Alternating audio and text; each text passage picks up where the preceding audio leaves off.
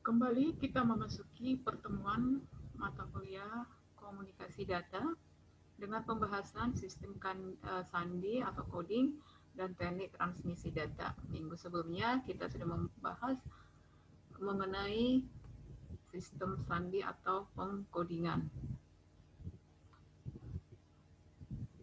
Sandi untuk komunikasi data, di sini dijelaskan coding merupakan penggambaran dari satu set simbol menjadi set simbol yang lain. Kode merupakan standar yang disetujui antara elemen sinyal, karakter. Ide kuncinya adalah standar. Karakter terdiri dari huruf, angka, spasi, tanda baca, simbol pada keyboard, dan simbol lainnya. Jadi semua sandi itu digunakan untuk mengkomunikasikan dalam pengolahan data. Nah, ini karakter itu adalah tombol-tombol yang ada pada keyboard.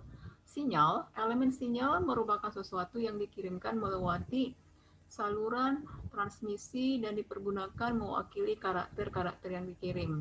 Sinyal itu terdiri dari 0 dan 1, dot dan dash, marks, and space. Ya. Ini merupakan karakter A7 number yang kelihatan sebagai kode biner sinyal. Ya. Bedakan karakter, coding, dan sinyal. Dalam ASCII, American Standard Code for Information Interchange, kode ini alfanumerik dan populer dipakai untuk telekomunikasi. Dengan ciri banyak digunakan, sandi 7 bit, ada 128 macam simbol yang diberi sandi. Karakter dalam kode ASCII dalam beberapa grup yaitu ada kontrol karakter, angka, huruf besar, huruf kecil, dan tanda baca. Nanti perhatikan di modul ada beberapa kode-kode untuk ASCII seperti di pembahasan berikutnya. Kode untuk biner, kode untuk debut, semua memiliki ciri-ciri atau karakter setiap kode. Sandi Badet Code atau dikenal dengan CCITT Alphabet Number 2 Telex Code terdiri dari 5 bit, ada 32 macam simbol dengan sandi khusus letters 1, 2, 3, 4, 5, biasanya triple ini 5 satunya, figur dengan kode 11011. Sandi Badet ini berikutnya kita lihat kode ini adalah terdiri dari 5 bit dengan 25 atau 32 kombinasi. Berbeda dengan letter and figure dari ASCII yang tadi. Contoh di sini karakter perantara digunakan FIG atau LTRS. Berikutnya kita membahas mode transmisi. Ada mode transmisi serial, nanti ada mode transmisi paralel. Serial yaitu pengiriman secara seri, data paralel diteruskan ke pengubah paralel serial. Di sini dimulai dari LSB, less significant bit, dan diakhiri most significant bit atau MSB. Jadi kita bahas di mata kuliah pengantar sistem digital ya.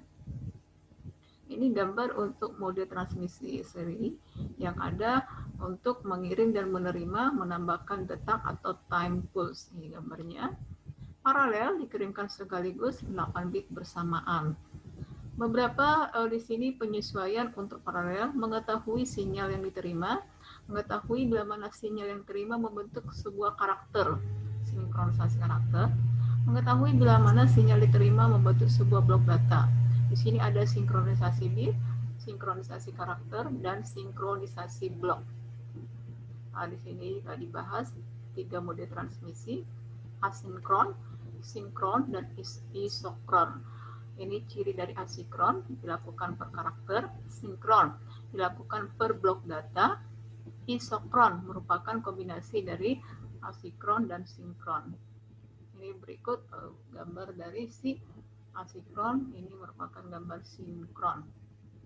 Mode transmisi dibagi juga 3, simplex, half duplex, dan full duplex. Pengirim ke penerima simplex, half duplex yaitu pengirim ke penerima dikembalikan lagi ke penerima, kemudian ke pengirim. Full duplex, pengirim sekali pemberian ke penerima dan kembali. Arus dalam komunikasi data ada 2. Arus disebut direct current, yang kedua alternative current. Ya.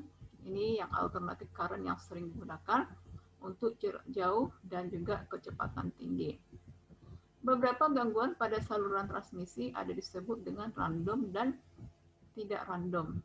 Random itu apabila ada draw panas, draw impulse, bicara silam, cross talk, gema, echo, perubahan fase, fast charger, draw intermodulasi, phase jitter, dan fading.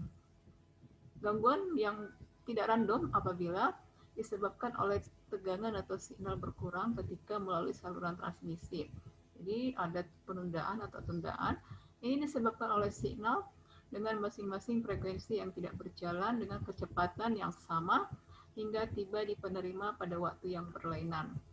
Ini merupakan pembahasan hari ini, yaitu mengenai sandi ASCII, Thunderbird yang masih dipergunakan, kemudian mode transmisi serial paralel, kemudian jenis-jenis dari sinkronisasi data. Kemudian berikutnya pembahasan kita adalah mengenai gangguan pada signal yang bersifat random dan tidak random. Demikian pembahasan hari ini.